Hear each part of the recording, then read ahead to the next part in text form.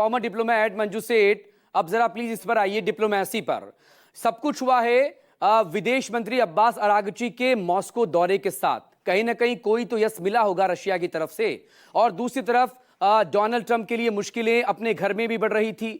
Bernie Sanders से लेकर विपक्ष तो सवाल कर ही रहा था। उनके अपने वाइस प्रेसिडेंट जेडी वांस कह रहे थे हम रिजीम चेंज नहीं चाहते। तुलसी गबार्ड का अपना एक बयान आया था। जब सर्वे किया गया तो 60% लोग, और जिसमें खुद ट्रंप के समर्थक भी बड़ी तादाद में थे, वो वॉर में नहीं ले जाना चाहते थे अपने देश को। इधर से ईरान कह रहा है कि संघर्ष विराम थोपा नहीं जा सकता हम पर। प्लीज कंप्लीट करें जरा इसे। थोपा नहीं जा सकता संघर्ष विराम, और डोनाल्ड ट्रंप की सिचुएशन वो खुद कैसे बढ़ा रहे हैं अपनी यहां परेशानी। बिल्कुल, डोनाल्ड ट्रंप पे तो बहुत एक प्रेशर था अपने डोमेस्टिक कॉन्स्टिट्यूएंसी से कि इसको बंद करें, क्योंकि उन्होंने कहा था कि हम इन्वॉल्व नहीं होंगे फॉरेन वॉर्स में। और उनके जो न्यूक्लियर फैसिलिटीज पे जो अटैक किया है अमेरिकन प्लेन्स ने, इससे उनके वहां अपनी डोमेस्टिक मुश्किलें बढ़ रही थी। लेकिन साथ में उनका जो कहना है, जो रिपोर्ट्स के मुताबिक, वो दे वर इन टच।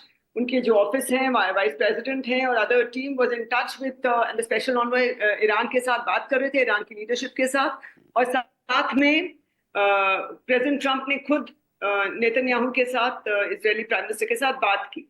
तो एक ये डिप्लोमेसी का वो अपना ब्रेक थ्रू जो बता रहे हैं, कि किस हद तक ये उन्होंने माना है कि नहीं, वो तो अब हम देख रहे हैं कि अनरावल हो रहा है थोड़ा बहुत। क्योंकि वो इजराइल कह रहा है अगर ईरान रोक देगा तो हम भी रुक जाएंगे, और ईरान कह रहा है अगर इजराइल रुक जाएगा तो हम भी रुक देंगे। तो लेकिन थोड़ा सा युद्ध विराम मुझे लग रहा है, युद्ध विराम की तरफ जा रहे हैं, पीस की तरफ जा रहे हैं। लेकिन कितना इफेक्टिव होता है दोनों साइड्स पे डिपेंड करता है। लेकिन ये जो स्टेटमेंट्स आ रहे हैं दोनों तरफ से कि हाँ, हम एक दफा बोला उन्होंने हम खुश हैं, एक दफा कहने हम नहीं करेंगे, तो ये जो कॉन्ट्रडिक्टरी स्टेटमेंट्स है, आई थिंक अपनी डोमेस्टिक कॉन्स्टिट्यूएंसीज की तरफ थोड़ा सा उनका जो ऑब्लिगेशन है उसको देख रहे हैं, उनको एड्रेस कर रहे हैं। क्योंकि अगर ईरान में के जो खमैनी है, अगर वो कहते हैं कि हमने बिल्कुल गिव अप कर दिया, हमने सीज फायर कर दिया है, तो उनको भी दिक्कत आएगी। लेकिन साथ में क्योंकि रशिया ने उनको, मुझे लग रहा है, मना कर दिया कि हम आपको बिल्कुल और ज्यादा मदद नहीं करेंगे, लेकिन हम आपको सपोर्ट करते हैं और at the most security council वगैरह में सपोर्ट कर देंगे। लेकिन उनकी जो फायर पावर है वो डिप्लीट हो गई है, मुझको लगता है इतने ज्यादा उनकी पोजीशन थोड़ी सी वीकन हो गई है ईरान की।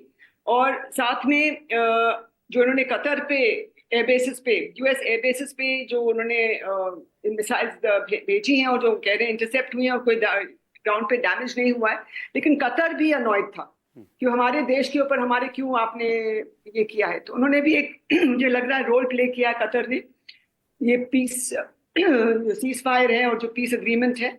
तो लेकिन इमेज, और साथ में एक चीज जो हम देखेंगे, डोनाल्ड ट्रंप ने ये कहा कि 24 घंटे के बाद फुल सीज फायर लागू होगी। तो वो थोड़ा सा उन्होंने वो दे दिया कि अब अपना खत्म कर लीजिए, वाइंड अप करिए और खत्म करिए। तो मुझे लग रहा है ये थोड़ा बहुत चलेगा, लेकिन इवेंचुअली ऐसे लग रहा है, इस वक्त आसार नजर आ रहे हैं कि शायद ये सीज फायर लंबा चले। जी, यानी कि जो शक्ति के बाद ही शांति आएगी, यानी कि शांति आएगी उसे। लेकिन ये बहुत कॉम्प्लिकेटेड सिचुएशन नहीं है सिंघल साहब। क्या ये बहुत कॉम्प्लिकेटेड या उलझन वाली सिचुएशन नहीं है, अगर इसको इस अल्फाज में बयान किया जाए कि उलझनों में है कश्तियां सारी, समंदर में रहना भी है और समंदर से लड़ना भी है। तो बड़ा कॉम्प्लिकेटेड इस वक्त न सिर्फ मिडिल ईस्ट नजर आ रहा है, बल्कि दुनिया की दो बड़ी शक्तियां भी नजर आ रही, जिसके एक छोर पर अमेरिका खड़ा है जो लगातार इजराइल को बैकिंग कर रहा है, और एक छोर पर अब कल की मीटिंग के बाद रूस खड़ा नजर आ रहा है। क्योंकि जिस तरह के एक इनपुट्स आया है सामने, वो ये कि कल जब कतर के एयरबेस पर अटैक हुआ, बाकी जगहों पर, तो पुतिन और अब्बास अरागची की बात हुई है लेट नाइट।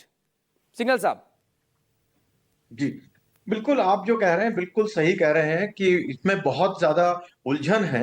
क्योंकि मेरे विचार से जिस उद्देश्य से इजराइल ने ईरान के ऊपर हमला किया था, वो था कि उनकी ईरान की जो कैपेबिलिटी है, न्यूक्लियर प्रोसेसिंग कैपेबिलिटीज है, उसको पूरी तरह से वो खत्म कर दें।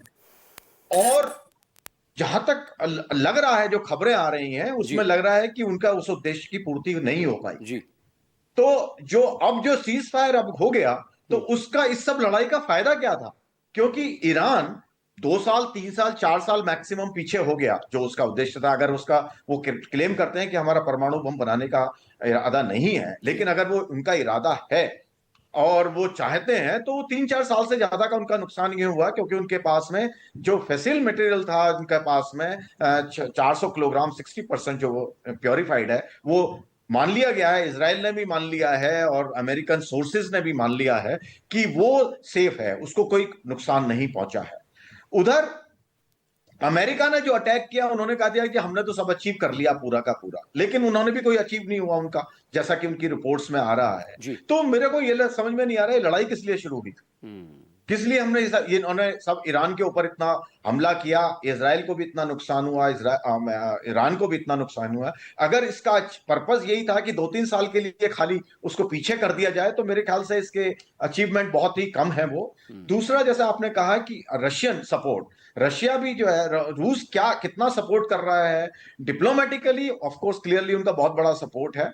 और उनके साथ में केवल इस वक्त एक तरीके से मैं कहूं तो महाशक्तियों में केवल रूस उनके साथ में है, चीन पीछे से कर रहा होगा तो, लेकिन ओपनली वो कोई बात नहीं कर रहे हैं।